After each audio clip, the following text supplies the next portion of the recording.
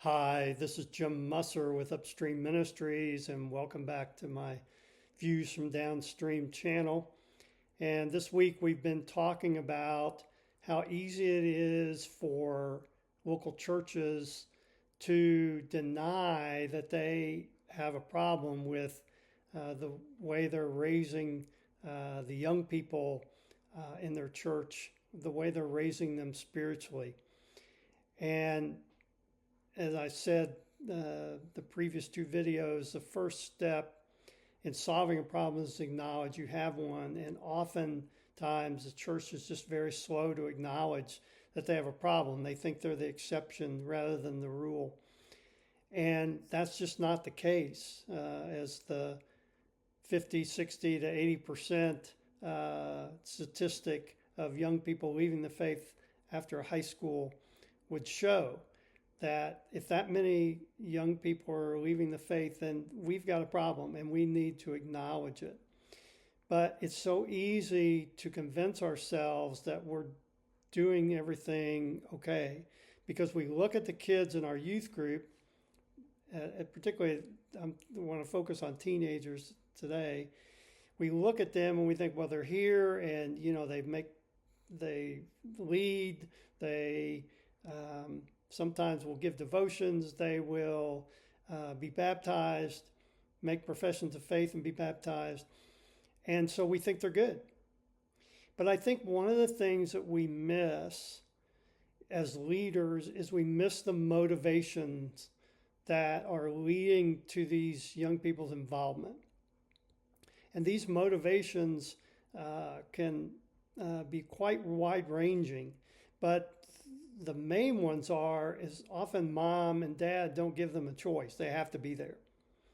And so they're going to make the best of it. If they have to be there, they're going to try to make the best of it. Another motivation is that a lot of young people don't want to hang around people who are drinking a lot and having lots of sex, and they want to be around good people. They want to have that good influence.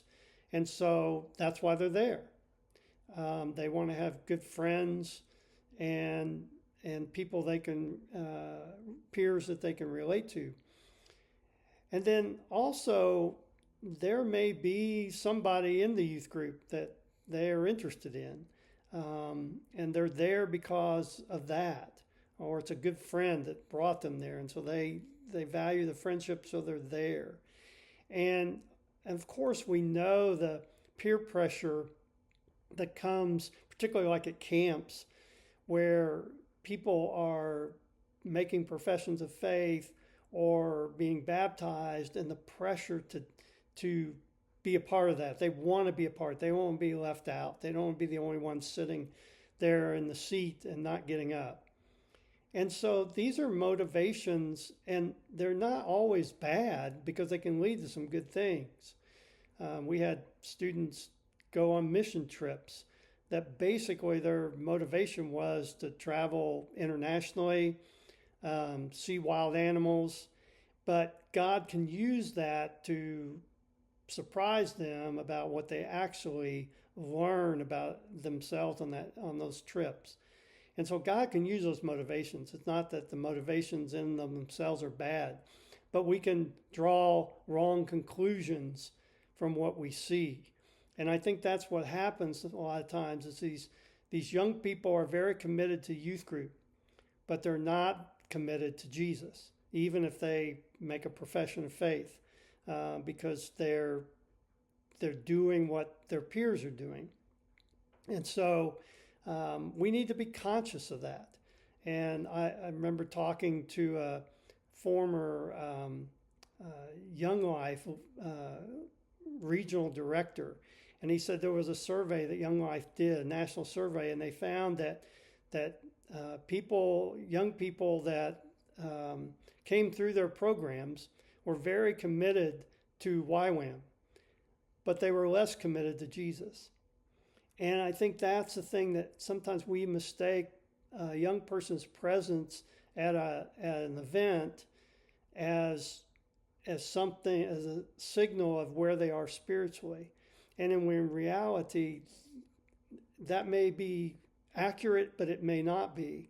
And so we have to get in and with these young people and ask a lot of open-ended questions about what they believe in Jesus, what their walk is like, and probe a lot more than we do. We tend to run on assumptions, and it's a mistake to do so because those kids may and most likely don't have nearly the solid foundation spiritually that we think they do. But we're not going to know that by just observing that they're there at everything that we put on. We're going to find that out when we talk to them. So if we're gonna find out where our kids really are, then we're going to have to put some effort into truly discovering what they believe and how they really want to live their lives. Okay, that's it for today.